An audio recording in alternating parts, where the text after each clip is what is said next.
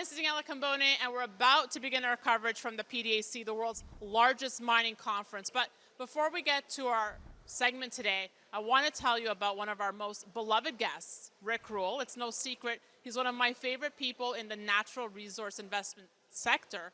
But now he's partnering with my company, Stansberry Research, in a very big way. It's something we have never done before, and it could be a pivotal moment for you personally. Rick warns that this is a unique moment in history, the likes of which he has never seen in his 50 years of investing in the space. And he says if you get this one thing right, you may never have to worry about money ever again. So for all the details about his big prediction and what he's working on right now, head to rickevent.com. Again, that's rickevent.com to hear about the once-in-a-lifetime financial event Rick says is happening right now and will impact nearly every asset you own. Let's get to our segment today. Hi, this is Daniela Cambone with Stansberry Research, continuing with our coverage from the silver and gold reception here at the Ripley's Aquarium in Toronto. We are in town for the PDAC, which is the world's largest mining conference. Over 20,000 people come to the city, including government officials like my next guest, and what a treat to have the Honourable Bill Johnston, Minister for Mines and Petroleum for Western Australia. Thank you so much for being with me, taking time to speak with us. Thanks, Danny. I appreciate the opportunity to speak. Well, I should say, as a Canadian, we have a rivalry with Australia of who is the better mining jurisdiction, but I will let you make the pitch for Australia tonight. Yeah, so I mean, if Western Australia was a country by itself, we'd be the largest producer of iron ore, the second largest producer of LNG, second largest producer of gold, in the top 5 for nickel, rare earths and mineral sands, and of course 51% of all lithium in the world comes from WA. Well, I'm happy you're bringing that up because, BMO conference just concluded, PDAC, and the focus, and I've been covering these conferences for close to 15 years now, but I've never seen such an attention on the critical metals and minerals like I have this year. Let's talk about what Western Australia is doing to focus on these key metals and minerals. Sure. So look, we have a range of supports for people in the mining sector through pre-competitive data acquisition to make it easier for people to find the next big thing. But we're also strongly concentrating on the midstream, the chemical processing of minerals for the battery sector and for rare earths as well. Would you say that this has become more of a focus for Western Australia more than gold now?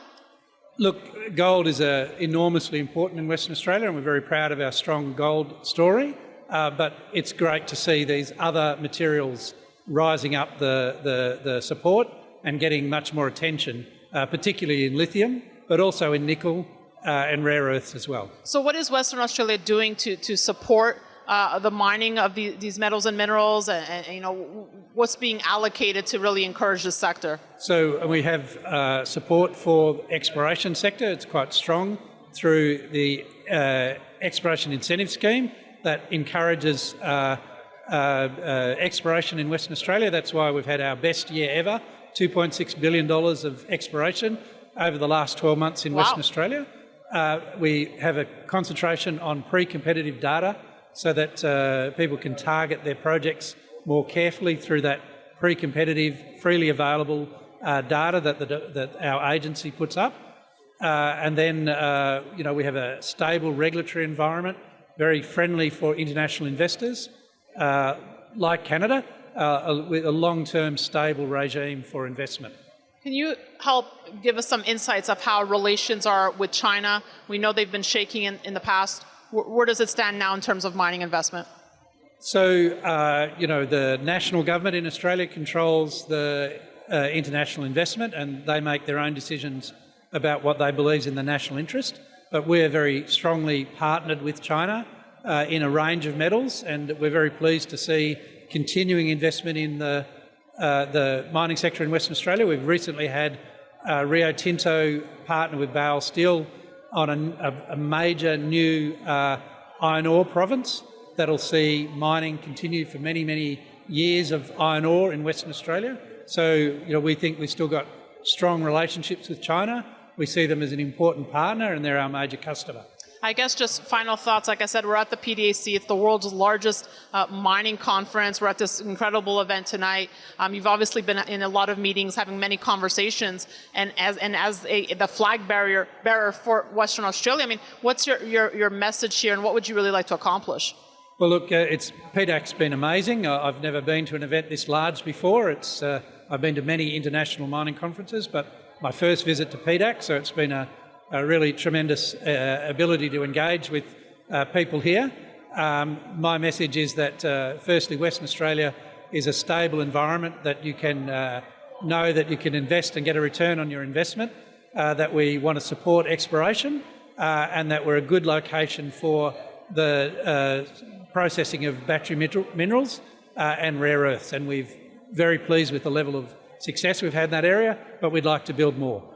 And I have to say, Australia holds a special place in my heart. I had a wonderful time there. The people are just incredible, and I look forward to going back. So thank you so much. We look forward to that. For bringing a piece of Australia, of Western Australia here tonight. I really enjoyed our chat. Thank you. Thank you, Danny. And thank you for watching. We'll have more incredible coverage coming your way, so be sure to stay tuned to Stansberry Research.